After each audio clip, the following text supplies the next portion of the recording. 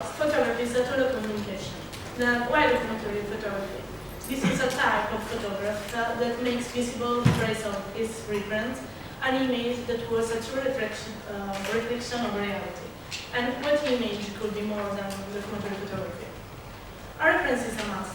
In Camera Lucida, the French theorist Roland Barthes emphasized the unbreakable bond that photography established with its reference. A sort of umbilical cord links the body of the photographic fixed to my gaze.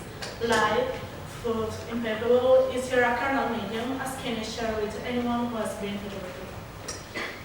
We know that the object has been in the real world.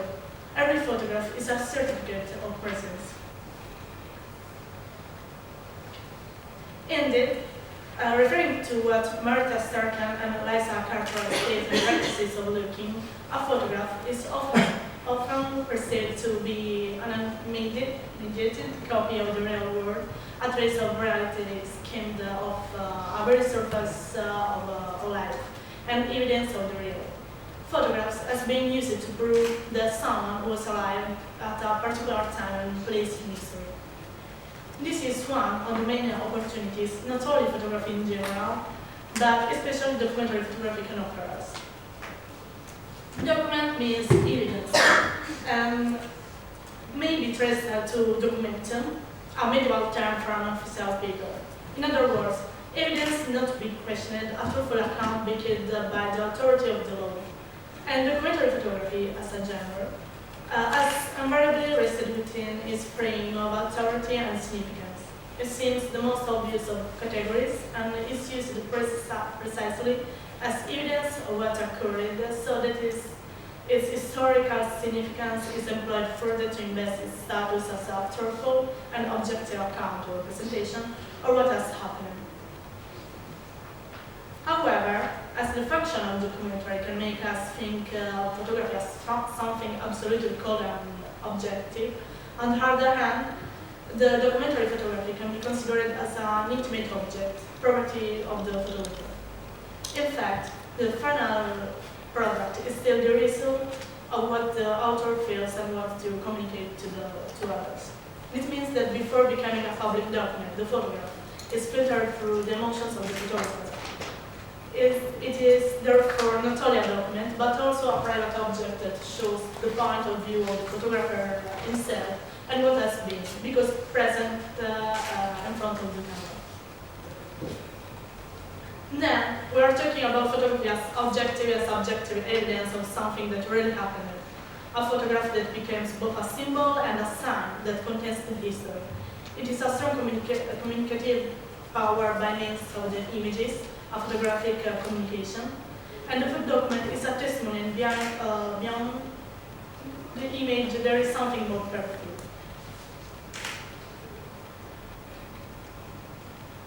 We define the portrait as a true representation of appearance of one or more persons. The recognition of the subject in its physiognomic features is essential. About the photography portrait for recognitions means not only that of a known person, a family member, a friend, a celebrity, but more generally the awareness of reference of the portrait as a person who exists or existed. Then, a portrait is a result of a conceptual process and is driven by the agreement between the photographer and the person portrayed. This means it needs also a level of trust. A portrait, therefore, has the power to be caught in a moment, but it can tell many things. The look of the person portrayed as the context and the context of the portrait itself allow us to know the history. But let's make some examples of famous portraits. My Grandmother is the image identification of the Great Depression. It shows a woman who embodies the suffering of the entire nation, but also a mother who is still able to protect her children despite everything. It shaped the conscience of Americans and forced them morally to a positive reaction in the face of what was happening. In other words, it became a political tour of extraordinary effectiveness. The photo was taken by Langenico in Imperial Valley in early March of 1936. The photographer was passing through their car near a camp that housed over 2,000 laborers employed in the collection where they lived. The front had just destroyed much of the production, and the situation was getting worse by the day. Just off the field, in a makeshift tent on the roadside, the lunch saw a woman with some children. She took the scene from a distance, then she approached her, and after exchanging a few words with her, still snapped some photos. I didn't ask her name or her history, then she said many years later. This portrait is a single vivid image, and also a complex representation that draws together the reformist tradition of documentary photography, the pictorial conventions of religious iconography, and the interpellation of the public audience in the place of an absent family. In the same year, Walker Evans took the portrait of Ellie Mae Burroughs, an Alabama tenant farmer's wife. This is one of the most universally recognizable images in the visual discourse of poverty in America. The photographer made the vast majority of his Hale County photographs in and around the four-room cabin of Floyd and Ellie Mae Burroughs, where he and James A.G. lived on and off for several weeks in August 1956. The family owned nothing, neither home, land, view, or farm tools, all which they leased from their landlord. Evans made the four photographs of Ellie Mae Burroughs against the rear wall of the family's cabin. Although composition is similar, they record distinct facial expression ranging from cooperation to brooding anger and resentment. Moods combined by a slight tilt of the head. The furrows around the eyes, the angle of the person's mouth. In 1838, Evans selected for his seminal publication, American Photographs, the negative that shows Ellie Mae at her most comfortable, welcoming, and accessible. But in Let Us Know for his famous me, Evans presented a more closed and irritated Melanie, a turbulent victim of both the depression and the camera's boring eye.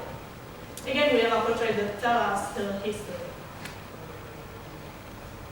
An example about how the eyes of the person portrayed can communicate something very strong are the portraits taken by Steve McCurry. In fact, he is one of the most iconic photographers of our time. His photo of the Afghan girl is one of the most recognized images in history. Her eyes were destined to become the symbol of the Muslim world. In 1985, the National Geographic photographer Steve McCurry traveled through Afghan villages, studying the refugees and documenting their airships. He wandered into a tent of young children and was automatically drawn to a shy young girl in the bed. After conversing for a short time, he asked if he could take the picture. She agreed. Her face full of distress, and eyes filled with fear. He thought she represented the struggles of every Afghan refugee. Her eye drew the viewer toward them, coaching them to once again to look into them and discover her story, who she is. But her story is known as progress or happiness. Living in constant fear in a refugee camp, his pretend struggles to get by every day. McCurry actually traveled back to Afghanistan in 2002 on a National Geographic assignment to try and find her. He was able to locate the subject, Charlotte Woodland, and learn her story. And more so, this is an example of how a portrait can tell us a lot after 11 years. A Cannon for the Song is a product of Shake's 10 years involvement with so many refugee villages in northeastern Kenya. It gives viewers a genuine view of so many women and at the same time validates their existence in a time when their stories are somewhat reduced to silence. Father Sheikh took a series of portraits of mothers and their babies at a feeding center in Mandera. When he returned in 2000, he found some of the same women and their children, now approaching poverty, still living in the camps. One of the main problems suffered by women in the camps was that they were being sexually assaulted by Kenyans and by men from their home groups when they went behind the perimeter to find firewood. Faisal Sheikh's purpose is to bring forth the humanity of these women and children deprived dignity by war, flight to exile and aggression. This project continues not only with stories, but portrays with a kind of sensitivity that speak of cycles of rape, shame, and being forced to flee from one's native land. This woman's stories become increasingly poignant when the reader learns of their immediate persecution once they voice their victimization. Ghetto is an aggressive book. It brought us to 12 contemporary realities, each one marginalized environment. A refugee camp in Tanzania, a secret coast in Cuba, a maximum security prison in South Africa, Star City, and so on. Brookback and Chamberlain continuously confront histories, activities, nationalities, and locations, the representation of which are consistently filtered through a visual film process which places their work within a personal space which is inventive and iconoclastic.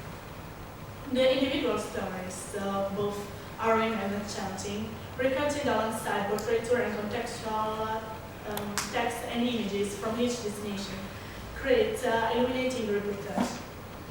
They share the photographer's encounters and gain insight through the inhabitants' world into daily life within these ghettos, through recounting the obstacles and issues encountering of their travels. Brookman and Chenering instruct us in the process and the problems of creating honest and effective reportage. The question of identity is central to the practice of portrait photography. Every photograph is not only surrounded by an historical, aesthetical, and cultural frame of reference, but also by an entire invisible set of relationships that meanings relating to the photographer and the point at which the image was made. The meaning of a photograph is efficacy as an image and its value as an object are always depend on the context within which we read it. We need to view the photograph in relation to what Roland Barthes called it a transparent envelope, a potent phrase which successes underlying ambiguity as an artifact and a means of representation. On a functional level, then, the photograph depends on its context. In photography, the portrait is used in an emotional sense to understand people. One is taking a picture and capturing a person's emotions and feelings in the moment in time. A portrait can be used to get to know a person. As Max Kozlov states in The Theater of the Face, portraitists welcome the faces of their subjects much the same way the Freudian psychoanalysis regarded dreams of their patients.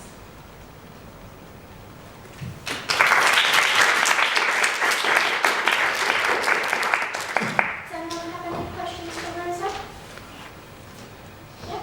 Yeah?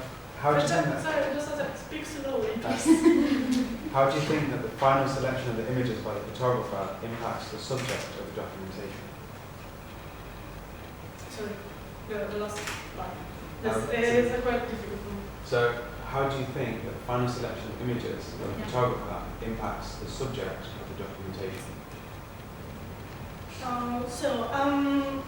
I think that a photographer is always, I don't know, wait, before you go.